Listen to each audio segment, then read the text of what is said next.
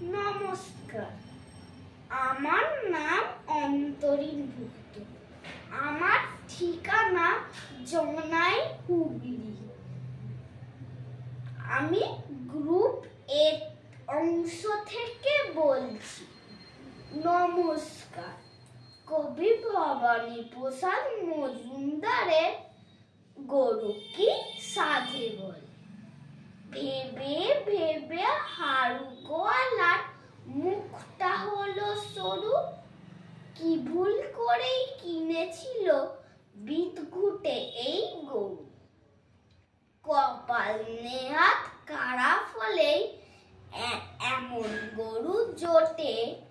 শয়তানটা ঘাস ছাড়া আর খায় না কিছুই মোটে। সকাল বিকাল দুই বেলাতে কোথায় পাবেন ঘাস?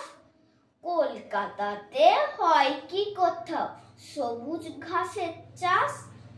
তাই তো হারু বুদ্ধি করেই খড় ভিজিয়ে কেটে গরুর চোখে সবুজ রঙের গগলস দিল এঁটে। গোমুখ আর সাধে বলে গরুর পায়ে গড়। সবুজ চোখে ঘাস ভেবে তাই চিবোয় ভিজে খড়। নমস্কার।